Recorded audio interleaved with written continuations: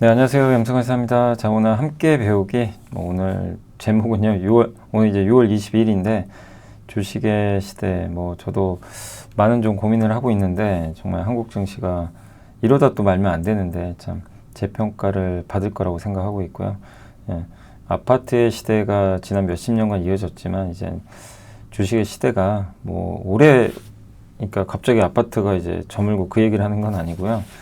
이제 주식의 시대도 좀 시작되지 않을까, 이런 좀 기대를 좀 담아서 한번 자료를 만들어 봤고, 사실 이거는 이제 제가 강의, 아마 제가 촬영하는 시간은 6월 20일인데 6월 21일 날 강연회가 있거든요. 그래서 그 강연 자료 중에 일부입니다.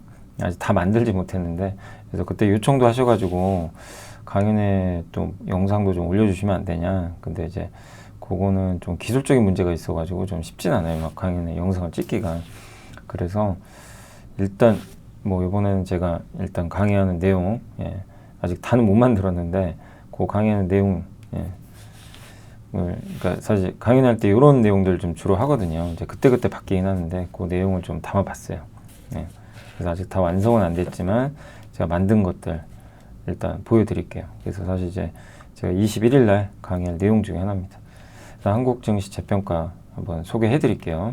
그래서 우리가 아시겠지만 아파트는 배신하지 않는다 그러죠. 주요 국가들의 이제 가계별 자산 비중을 보면 23년 기준으로 부동산이 압도적으로 많고요. 금융자산, 이게 미국, 일본, 영국 같은 경우 금융자산이 많아요. 근데 한국은 이게 기형적이죠, 너무.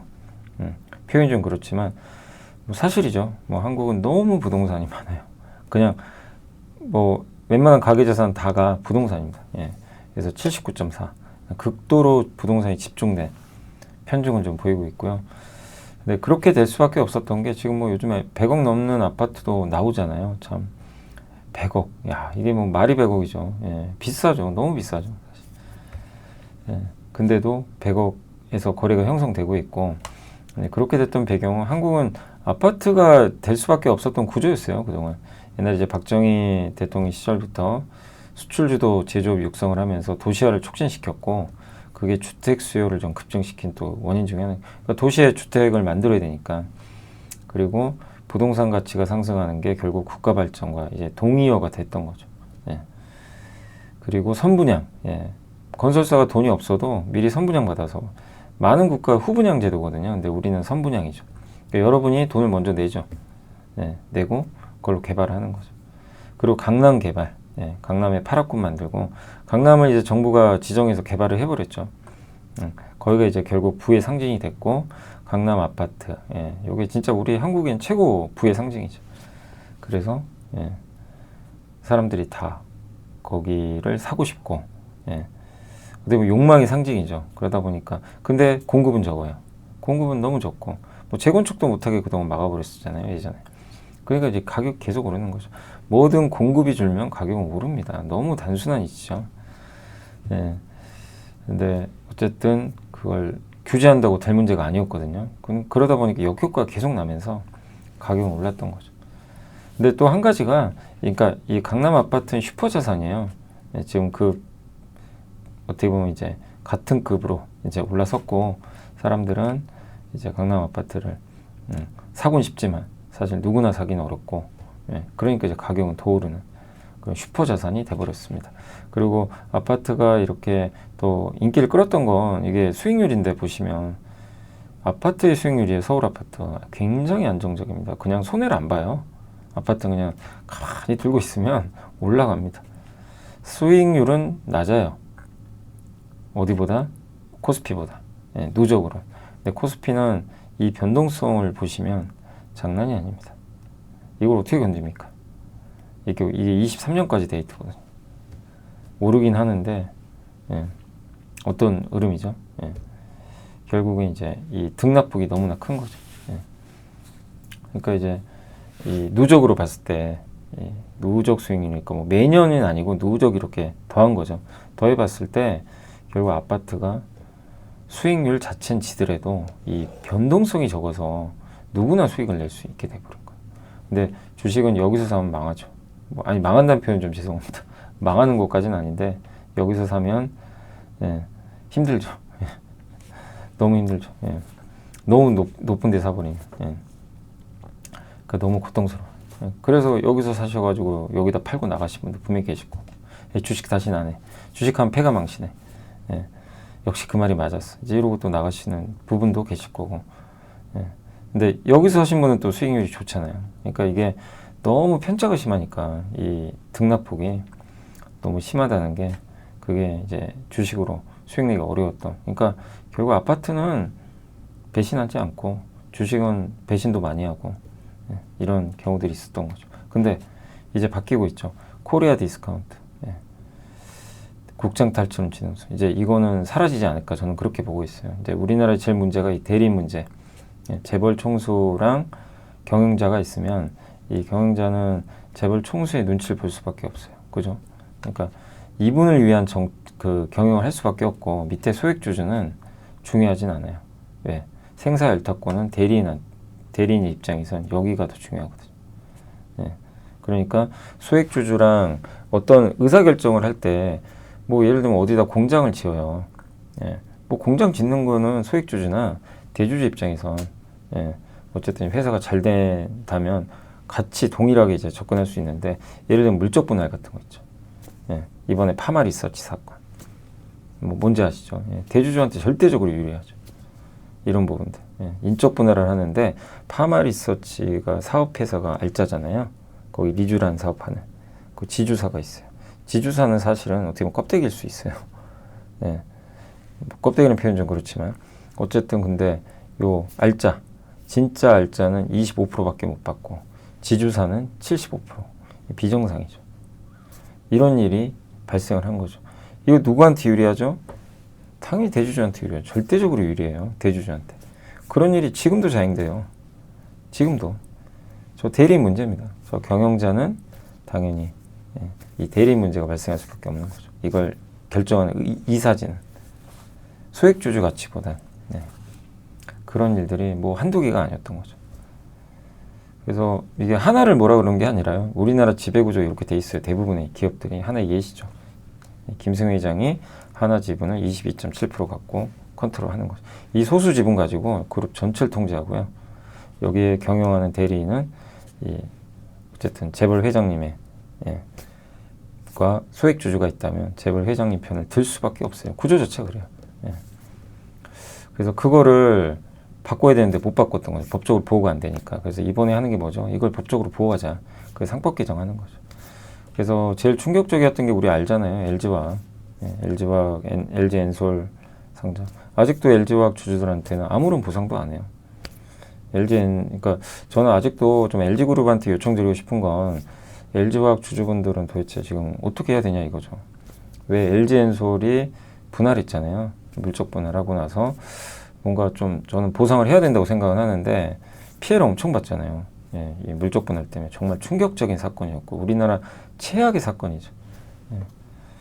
진짜 증시 역사상 가장 전 세계 어디로 봐도 이렇게 충격적인 사건은 없을 겁니다. 그래서 LG엔솔 상장됐고 LG화학 주주분들은 큰 피해를 볼 수밖에 없었던 거죠. 근데 그거를 막을 장치가 없었던 거죠. 그리고 이게 현대차랑 테슬라 보시면 사실 현대차가 지금 여기거든요. 파란색. 작년에는 이익을 더 냈어요. 13조. 테슬라는 9조. 현대차를 뭐라 그런 게 아니에요. 우리나라 증시에 있다 보니까 현대차가 못 가는 것 같아요. 저는. 현대차 PER은 5배, 테슬라는 180배. 시총이 1300조입니다. 테슬라는. 현대차. 아니 현대차가 돈을 더 잘 버는데 물론 돈 많이 번다고 꼭 무조건 뭐 시총이 높은 건 아니에요. PER도 중요하니까. 근데 너무 심한 거 아닌가요? 아무리 그래도 돈을 더 많이 버는데 아니 40조, 1300조 이게 뭡니까? 뭐 현대차가 100조면 좀 이해를 하겠어요. 현대차가 40조라뇨. 테슬라보다 돈을 더 잘 버는데. 이게 뭐가 문제일까요 도대체? 테슬라의 문제일까요? 현대차의 문제일까요? 저는 뭐 테슬라의 문제라기보다는 우리나라 현대차가 대접을 못 받는 거 아닌가. 한국 시장에 있다 보니까. 그러니까 이게 코리아 디스카운트의 현실입니다. 이러니 뭐 어떻게 오르겠어요. 오르면 빠지고 내리면 좀 올라지고 이게 지난 몇십 년간 반복된 거고 그러다 보니까 아파트 모두가 아파트를 선택하는 거예요. 주식은 그냥 잠깐 단타하고 영원히 이제 한국 주식은 장기 투자하기 참 힘들고 이런 구조가 이어졌습니다. 답답했던 거죠. 그 미국은 비싸고 한국은 싸요. ROE죠. 뭐 자기 자본 잉여율이라 그러는데 이게 미국은 21로 올라갔죠. 우리나라는 떨어졌죠. 한국은 떨어지고 PBR은 0.95배. 그러니까 ROE가 높아야 PBR이 올라요. 자산 가치가. PBR이 높다는 건 뭐죠? 예, 자산 대비해서 시총이 큰 거죠. 미국은 4.5배, 한국은 0.9배. 이제 올라서 3배가 근처 온 거죠. 예.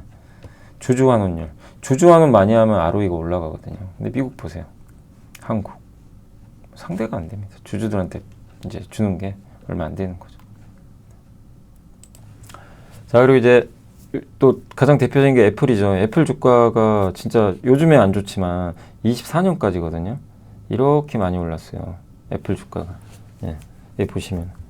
요게 이제 요 자료가 아마 그때 제가 이제 재편집을 좀 한번 해봤던 건데 그 KB증권 리서치 센터에서 나왔던 자료 중에 하나예요. 근데 거기에 이제 보면 이제 미국은 비싸고 한국은 싼 이제 그런 것들을 이제 우리가 곱씹어 볼 수 있는 그런 자료들이 있는데 그걸 이제 다시 한번 저도 검색을 해가지고 이제 주요 국가별 주주 환원율이나 이런 것도 좀 찾아보고 해서 좀 만들어 본 자료인데 요게 제일 눈에 들어오긴 했거든요. 요 내용이. 예. 뭐냐면 애플은 이렇게 시가총액이 엄청 올랐어요. 예. 근데 성장은 안 하거든요. 이게 도대체 무슨 차이냐 이거죠. 애플은 저렇게 성장을 하는데 예. 우리나라는 왜 이렇게 그러니까 그 애플은 저렇게 시총이 오르는데 왜 이렇게 그 성장은 못 하는데 올랐을까 시가총액가 그걸 이제 분석해 본 결과 주주환원을 너무 많이 한 거예요. 주주환원은 150%. 1년에 100억 벌는데 150억을 주는 거예요. 엄청난 거죠. 예. 이런 기업이 있나요?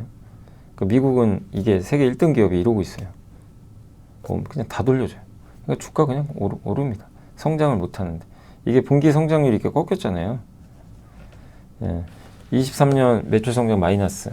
주가는 오릅니다. 주주환원. 그러니까 우리나라도 성장이 지금 크진 않잖아요. 그러니까 이게 정말 중요한 의미인 게 뭐냐면 미국 시장이 그동안 좋았던 건 AI 성장과 더불어 이런 주주환원, 주주 뒤통수 때리기 이런 게 전혀 없었던 거죠. 그게 저는 핵심이라고 봅니다. 그러니까 우리나라도 이런 코리아 디스카운트 발생했잖아요. 지금도 발생해요. 여전히 진행형이고 요거를 이제 없애야 된다는 거죠. 그리고 주주환원을 늘려주고 예. 그러면 아파트만 했던 이런 자금들의 일부라도 뭐 거기서 많이 어느 정도 올지 모르지만 일부라도 좀 오는 모습들이 좀 보여준다면 바뀌지 않을까. 근데 말만 한다고 바뀌는 게 아니에요. 제도로 바꿔줘야 돼요. 그게 바로 상법 개정이라는 거죠. 그렇게 해서 지금 이재명 대통령 그걸 하겠다는 거고요. 예. 근데 그게 잘 돼야 됩니다. 반드시 돼야 되고 예. 이번에 못 바꾸면 정말 또 너무 또 오랜 시간이 걸릴 수밖에 없기 때문에 예. 그래서 이런 애플의 사례를 봤을 때 여러분도 명확하게 보이시잖아요. 왜 상법 개정이 중요한지, 주주환원을 해야 되는지. 아, 성장이 안 나와도 주가가 저렇게 오르는구나. 예, 애플과 함께 하니까, 예, 아마존과 함께 하니까. 예, 이런 게 가능한 거죠. 그래서 노후 대비도 되는 거고. 그래서 결국 뭐 제가 뭐 이렇게 뭐 다른 부분이 아니고 이건 이제 이재명 대통령이 했던 얘기잖아요. 이제 그걸 그대로 좀 보면 코스피 5천 시대 열겠다. 예. 제발 좀 약속을 지켜주셨으면 좋겠고 정치인이 말해가지고 된 적이 사실 별로 없어요. 그래서 많은 분들이 신뢰를 잘 안 하죠. 근데 이번에 꼭 하셨으면 좋겠고 저는 될 거라고 생각해요. 왜냐하면 이것 때문에 코로나 때도 성장도 있었고 유동성 증가 있어요. 그때 돈 엄청 불렸죠. 성장도 하고 유일하게 안 된 게 이거 주주환원이 안 됐어요. LG와 그때 물적 분할하고 장 망가져 버렸죠. 이번엔 이걸 하겠다는 거예요. 이 세 가지가 세 가지 화살이 이제 시작이 된 거죠. 성장, AI 성장, 유동성 증가, 돈 풀기, 추경 이제 발표했죠. 주주환원. 이게 제일 중요하죠. 그래야 장기적으로 오래 갑니다. 그래서 회사와 주주의 이익을 위하여 충실하게 그 직무를 수행하게 한다. 이거랑 집중투표제. 아시겠지만 일반 투표는 내가 개인이 이제 한 사람한테 이렇게 뭐 100표 정도 줄 수 있잖아요. 제한돼 있죠. 내가 100조 갖고 있으면. 근데 한 사람한테 이걸 다 몰아버릴 수가 있어요. 3명 나왔죠. 이사가. 예. 근데 집중투표제는요. 내가 100표를 갖고 있는데 한 사람한테 300표를 몰아줘 버렸어요. 곱하기 3 해가지고. 소액주주 파워가 소액주주가 원하는 이사를 안 칠 수가 있어요. 옛날엔 대주주가 원하는 이사만 안 치는데 이제는 소액주주의 힘이 세지는 거죠. 거기다 전자출석, 제주도 사시는 분이 서울에서 열리는 주총에 참석이 가능합니다. 이 IT 시대에 이걸 안 한다는 게 말이 안 되는 거죠. 그래서 전자주총, 예, 출석. 여러분 어디서나 그냥 출석하셔도 돼요. 예. 이게 모두가 공통적인 게 뭐죠? 이게 소액주주의 파워가 엄청 세져요. 그러니까 기업들이 반발하죠. 그래서 신문기사 보세요. 기업들 반발하잖아요. 뭐 이렇게 상법 개정하면 이제 각종 소송이 남발돼서 가뜩이나 어려운 경제가 더 힘들어집니다. 기업을 살려야 됩니다. 이런 얘기들은 아마 기사 많이들 보셨을 거예요. 네, 그죠? 네. 근데 뭐 기업을 이해 못하는 건 아닙니다. 근데 이 상법 개정의 핵심은 그거예요. 어떤 이사가 저런 물적 분할 같은 거 결정하지 말라는 겁니다. 파말이 있었지? 대주주를 위한 게 딱 보이잖아요. 꼼수가. 그런 걸 하지 말라는 거지. 경영을 하지 말라고 했습니까? 그잖아요. 경영을 하지 말라는 게 아니에요. 아니 삼성전자가 승부를 걸었어요. 자, 뭐 예를 들어볼게요. 뭐 그냥 갑자기 생각나서 싱가포르에 뭐 공장을 짓기로 했어요. 예. 이제 주주를 설득시키겠죠. 이런 것들 돈이 이 정도 들고 예. 경영진의 의사 결정이죠. 그에 반대할 수도 있고 찬성할 수도 있어요. 근데 그거는 경영진의 의사 결정이고 회사가 승부를 건 겁니다. 그게 나중에 잘못됐다고 소송을 걸 수는 없어요. 그죠? 그건 소액주주 가치랑 무관해요. 대주주 가치랑도. 회사를 키워보려고 하는 거니까. 그잖아요. 거기에 대해서 뭐 상법 개정했다고 소액주주분이 나는 이것 때문에 이 투자 실패해서 지금 망가졌다. 주가가. 나 소송 걸었어. 나 보상해달라. 그거는 못하는 겁니다. 예, 그렇게 해서도 안 되는 거고요. 예, 그거에 대한 위험은 소액주주나 대주주가 같이 지는 거예요. 어쩔 수 없어요. 그게 주식이잖아요. 사업이잖아요. 예, 근데 그게 아니고 여기서 말하는 상법 개정의 의미는 그러니까 아마 이 기업들은 그것까지 걱정을 하는 것 같아요. 그런 것까지 소송 걸릴까 봐. 근데 그건 아니라는 겁니다. 그런 걸로 소송 거시면 안 돼요. 안 되고 여기서 말하는 건 소액주주, 이번에 파마리서치처럼 LG화학의 물적 분할처럼 소액주주 가치가 누가 봐도 딱 훼손되는 거, 그런 걸 막자는 겁니다. 그런 걸 결정하면 소송을 걸을 수밖에 없어요. 그래서 이사진이 이제 그 신경을 써서 결정을 해야 되는 거죠. 그 얘기예요. 그런 거면 뭐가 문제가 되는 거죠? 기업 경영에 문제가 되나요? 예.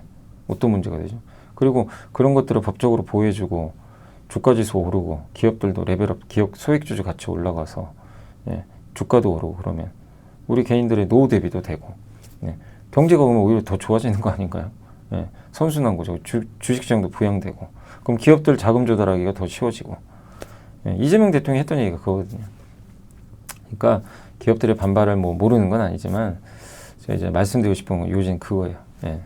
소액주주 가치는 그러니까 이런 식으로 해서 법적으로 이제 보호가 되면 기업도 좋고 예. 우리도 좋고 소액주주분들도 예. 저는 그렇게 생각을 합니다. 그래서 언제까지 옛날엔 그랬잖아요. 열심히 공부해서 좋은 직장 들어가서 대출 받고 아파트 사고 기다리는 거 이게 옛날의 공식이었어요. 저희 아버지 세대까지는. 근데 지금 20, 30대 분들한테 이 얘기하면 좀 뭔 소리 하는 거냐 욕먹겠죠. 아파트를 사라고요? 지금 대출 받아서 열심히 공부해서 직장에 들어가서 예. 아파트 살 수나 있나요? 못 사요. 서울 아파트 어떻게 삽니까? 지금 20, 30대 분이 서울 아파트 기본 10억 넘잖아요. 못 사요. 대출 받아서 쉽지 않습니다. 예. 부모님이 정말 뭐 돈을 물려주신다면 또 모르지만 그냥 쉽지 않은 거죠. 예. 그래서 더더욱 이 구조가 좀 고착화되어 있기 때문에 이 주식으로 물꼬를 바꿔야 된다는 거예요. 예. 그 내용이에요. 그래서 이재명 대통령도 그걸 알고 있기 때문에 해보자는 거죠. 그래서 그 첫 단초가 상법 개정이고 아마 7월 중에 통과되지 않겠냐 이렇게 생각을 하고 있습니다. 어떤 얘기인지 이해되시죠? 그래서 한국 증시가 가볍게 봐서는 안 되는 거예요. 지금의 상승은 절대 가벼운 게 아니라고 저는 생각을 하는 거예요. 그리고 그동안 미국만 좋았잖아요. 이거 좀 너무한 거 아닌가요? 미국 주식 하시는 분들한테 좀 죄송하지만 너무 많이 올랐잖아요. 지난 14년간 미국만 갔어요. 글로벌 전체 주식에서 미국 비중 45.6. 한국은 초라합니다. 1.4가 뭡니까? 이건 아니잖아요.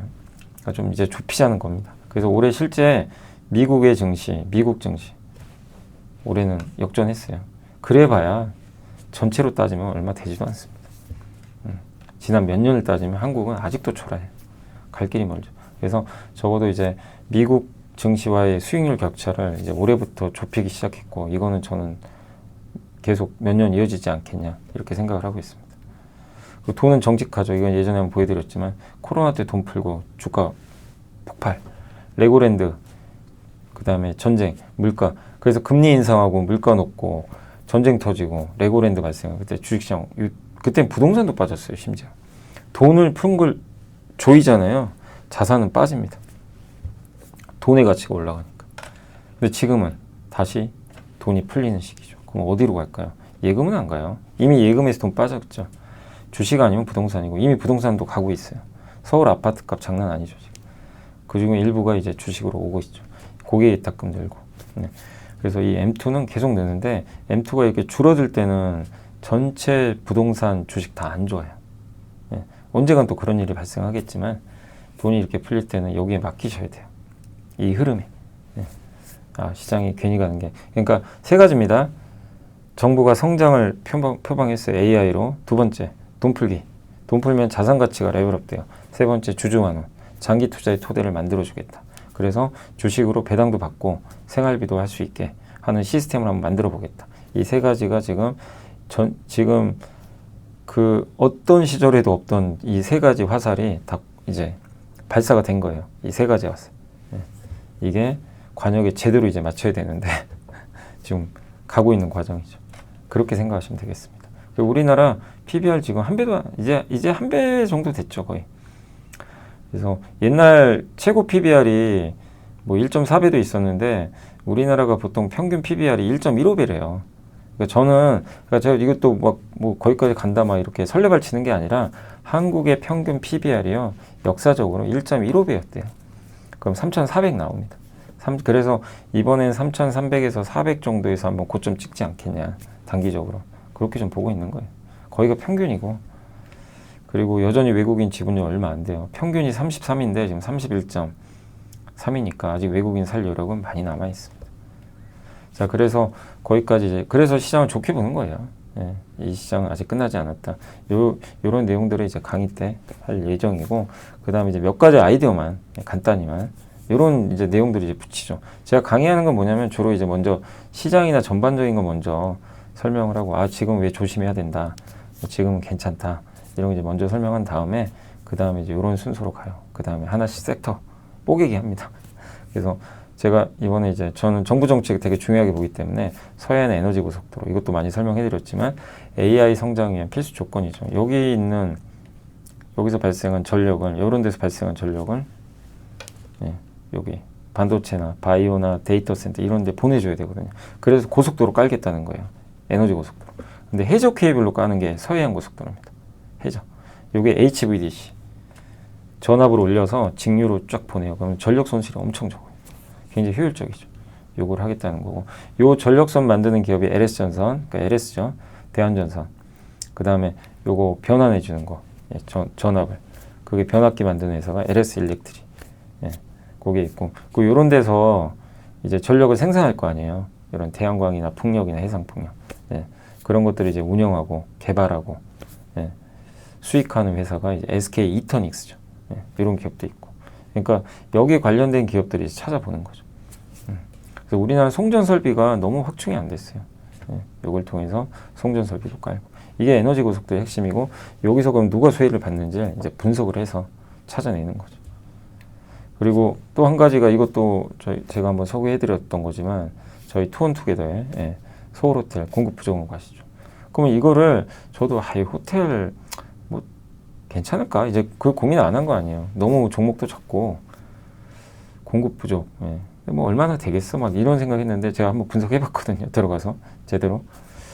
근데 이건 보고서도 없어요. 이런 내용 보고서도 없어가지고 그냥 직접 AI 검색도 해보고 그냥 그 뉴스 찾아보고 여러 지표들 이제 봤는데, 결국 핵심은 이게 구조적이구나. 왜냐하면 서울 호텔이 늘어날 수가 없어요. 지금 구조가. 근데 서울 관광객은 계속 늘어요. 서울에 정말 많이 와요. 지금 올해 1,800만 명이 오는데 그중에 80%가 서울이에요. 근데 객실 수는 6만 개밖에 없어요. 6만 개입니다. 객실. 점점 줄어요. 그마저도 객실이. 4성급 호텔이 공백이 10년이에요. 호텔, 그러니까 이유가 있어요. PF 시장 때문에 부동산 침체였죠. 그동안 공사비 엄청 비싸졌죠. 인력난, 팬데믹 때문에 떠나버렸어요. 호텔 인력들이 안 되는 거죠. 예. 그리고 모두 다 서울로. 그래서 파르나스 호텔 객실 점유율, 서울 신라 호텔 73. 제주나 파라다이스, 부산은 줄어요. 그러니까 지방보다는 서울로 오는 거죠. 그럼 서울에 호텔 갖고 있는 회사, 서부 T&D, 용산 드래곤시티, GSPNL, 파르나스 호텔, JS 코퍼레이션, 그랜드 하얏트. 예. 저는 JS 코퍼레이션도 깜짝 놀랐죠. 호텔 갖고 있는지 몰랐어요. 예. 이렇게 해서 이제 어떤 식인지 아시겠죠? 예. 그리고 구리.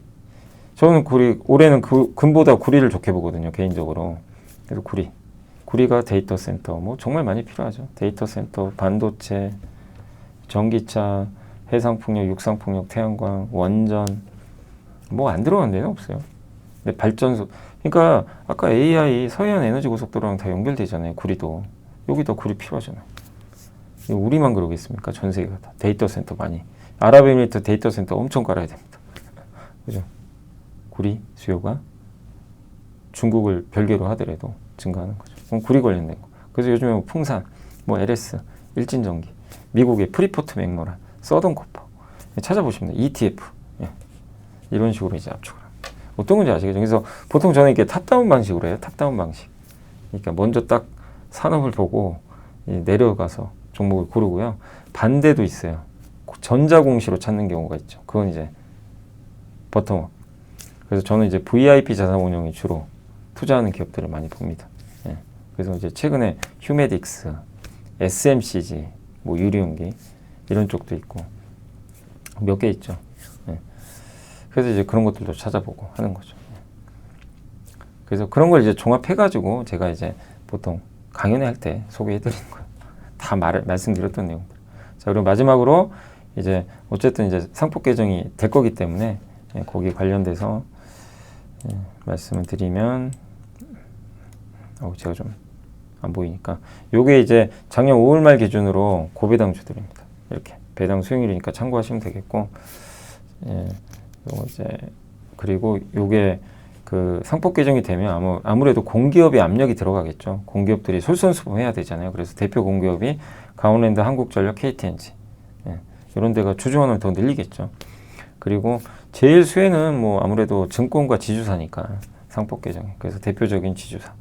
KC는 아마 생소하시겠지만 그 KC텍이나 그 반도체 되게 좀 독특한 기업은 맞아요. 반도체 소부장을 갖고 있는 지주사예요. 비상장이 몇 개 있어요. 그런 회사 중에 하나죠. 그런 지주사들이죠. 그런 기업들이 PBR이 되게 낮잖아요. 네. 그러니까 이런 기업들이 아마 상법 개정에 수혜를 받지 않겠냐. 이건 이제 정리를 하는 거죠. 이런 식으로. 이렇게 해서 보통 강연회를 마무리를 합니다. 아시죠? 그래서 오늘 좀 강연회 좀 맛배기긴 한데 이런 내용들을 좀 소개를 해드렸으니까 좀 못 오신 분들은 뭐 제가 다 말씀드리진 않았지만 이걸로 좀 갈증을 푸셨으면 하는 거고 오늘 제일 중요한 건 사실 이런 기업들보다 핵심은 요겁니다. 좀 바뀌자 제발. 우리 언제까지 이러면 안 되잖아요. 코리아 디스카운트. 애플처럼 돼야죠. 이걸 좀 기대하면서 네, 오늘 강의는 마치도록 하겠습니다. 자, 주말 잘 보내시고요. 저는 또 다음 주에 뵙겠습니다. 감사합니다. 지식이 복리로 쌓이는 투자 정보, 믿음 가는 투자 정보 파트너 투원투게더 오픈. 투원투게더란 LS증권에서 제공하는 서비스로 투자자들에게 다양한 정보를 빠르고 정확하게 전달하고 모든 투자자의 성공 투자를 함께 하기 위한 투자 정보 콘텐츠 서비스입니다. 투원투게더는 투원 HTS, 투원 MTS, 사용하는 매체 어디에서나 접속이 가능합니다. 투원투게더 어떤 콘텐츠를 제공할까요? 해외 이슈는 미국 시장 마감 시황, 해외 수급, 해외 증시 일정, 해외 뉴스 등 주식시장 흐름 파악을 위한 해외 시황과 이슈들을 알려드립니다. 시장 읽기는 주요 뉴스 요약, 뉴스 해설, 뉴스 연계 종목 등 주요 뉴스에 대한 빠른 요약과 관련 이슈에 대한 정보를 알려드립니다. 종목 톡톡은 수급 특징주에 대한 분석과 투자 아이디어, 실적 속보 등 종목에 대한 다양한 정보를 알려드립니다. 보고서장은 리서치센터에서 발행하는 보고서, 모닝미팅, 공시, 그리고 증권사별 종목에 대한 요약 정보를 알려드립니다. 주식 배우기는 함께 배우기, 투자 상식 등 투자자들이 알아야 할 전문 지식과 투자 칼럼 및 자료에 대한 정보를 알려드립니다. 투원투게더와 함께 성공 투자를 만들어 보세요.